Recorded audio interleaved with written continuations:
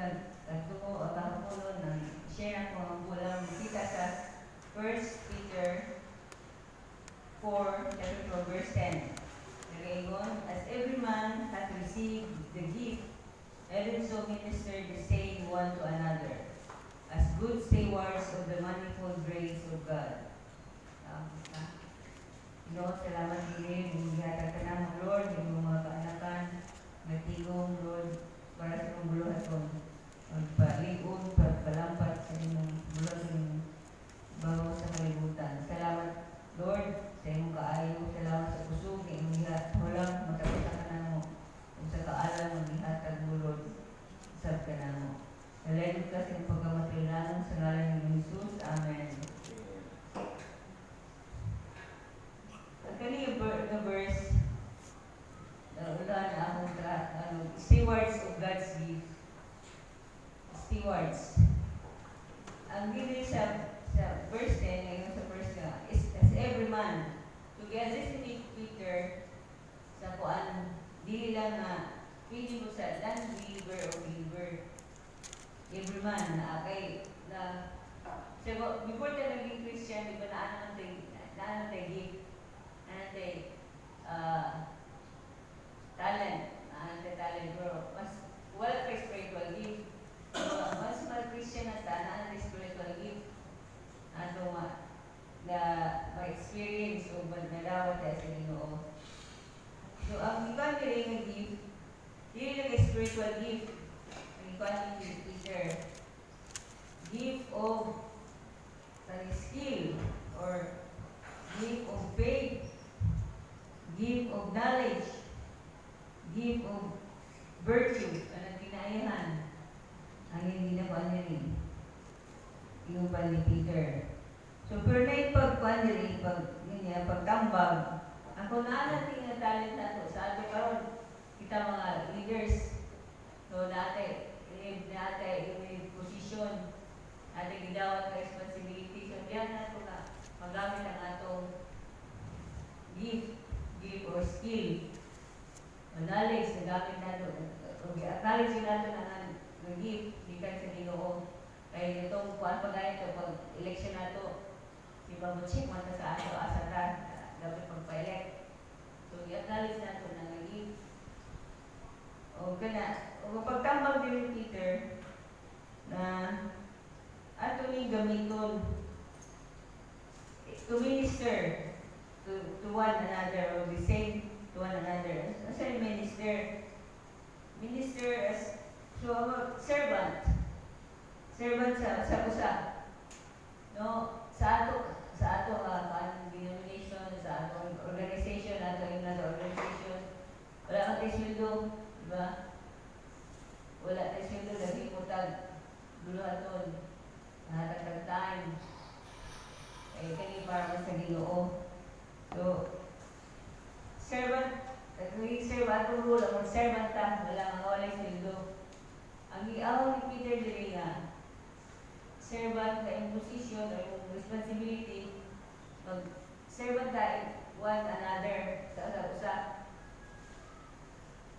Ay, kuan man, bali, as a treasurer, servant ka sa tanan, kaya ikaw may sa mga disbursements, sa tanan nga, ministry o sa tanan nga organization sa church, ikaw ang disburse, liquidate, check ang liquidation sa mga nag-submit o servant, no? Ang submit ang servant, ang atong chairman, na-refer Brad, naidaot diri, servant. So naligo na atong ministry sa church, pinali sa matagsa nga talento o yan skill o katangian sa Tagalog ba virtue katangian nato kung sa Sunday school teacher, Sunday school superintendent, no? Yung knowledge about sa pagdala sa school na-share mo. So we are reminded that we were going to we should be servant to all. Servant to all. Servant ta sa Ginoo, servant, gigamit ta sa Ginoo through this atong church or congregation, ng servant ta sa tanan. Eh, isa, duha lang pa na yung muna yung mag-servant, minister to the same, to one to another. So, servant ta sa matag usa. So, di yung makafunction ang kuan sa function maayo ang building committee o building chairman. Doon siya mangayo budget gikan sa teacher. Sa may palit. No? Or sa decoration, mangayo kuan budget. Siya kaliho kung wala tayo budget na. So, asa pa ngayon sa treasurer. No? Hindi ka ka-update sa atong mga meeting kung wala record at secretary. So, we are servant of all. Isa pa yung pag-awag niya, hindi yun na po as good stewards. So, hindi na mapasok. Stewards. As stewards. As manager. So, we are managers. Hindi na manager na gamit din chairman, di ba? Chairman ka. In every division sa trabaho. Chairman ka o leader or head. Manager ka sa kuan, manager sa kusina. Si Sister Rivera. No? Be a good steward. Good steward. Ano good? Yung lang good. Isa yung good. Kailan kuan ba? Dili masawayan. Commendable. Or admirable. Dili tama yung money. Yung presidente. Dili pag negatiba. Ang kanang commendable money presidente. Tama na. So, maayong treasurer, honest, no? Maayong secretary, maayong people records, pandiri, tingnan ni Peter na, maging good stewards ta sa atong responsibility na gidawat, as reminder sa ato karon nga, umana ang February, gikan ka pa-elect na to, 2 months na ta nag-servisyo, a servant, di asa ato, bali, repeat, repeat. Gusto pa ng otro, ito yung kuhaan, position, the same last year, karon sa kuhaan pa, umayor, interim ba, interim? Orang hapon yung position last year, sa karon.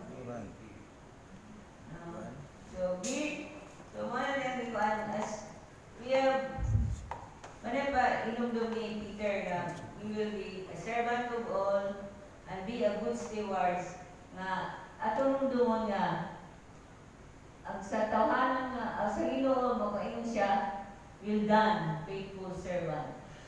Manang maabot na sa ato, well done, faithful servant. Igayon nga nato na may katapusan ang tanan, may katapusan ta atong mainan ta, well done, faithful servant, faithful pastor of NCCSB. Mainan na pastor, mainan kasi na well done. Di ako kaya mayaan sa Ginoo. Okay mo sa imong kay mayaan sa imong family. Tumoy.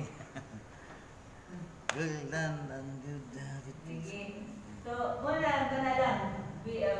Padayon ka maging good manager, good chairman person of our position. Dahil ka kay tubagon na siya. Pamilya mo kayo sa kuan. Siguro na yung memorize ito. 1 Corinthians 15:58. Memorize ninyo. As conclusion na siya na to. Sige, kung namin Bible, ato sa inyong cellphone, or Bible na kuan. Ato basahan sa dungan, as kuan na to. Closing. Kani ang kuan tubag sa ano ba? As servant, and man or servant, and good steward of God's gift. Kani atong madawat. Kani atong challenge sa matapusan ni iPhone. 1 Corinthians 15:58. First Corinthians 15:58. Hindi ato kasama sa lungan, ready na? 1 Corinthians 15:58. Therefore, beloved brethren, be steadfast and immovable, always abounding in the work of the Lord, for as much as you know that your labor is not in vain in the Lord. So we labor as kwanta karon as leaders of the MCCSB, wala is will do. No, we labor for the Lord. Kaya hindi sayang. In due time, we will reap in God's time. So let us pray. God, thank you Lord sa talent and ihatas matagsa na mo Ginoo. Thank you Lord sa strength and padayon nagipaulag ka ng Lord. Sustain ni pagbuhat ni ang ipangayo Lord na liwas na mo kung pilit na tuig na kami maging faithful, maging good stewards sa gift o sa responsibility na ihatag ka na mo. Kaya mo ampo o isalig sa ngalan ni Jesus. Amen.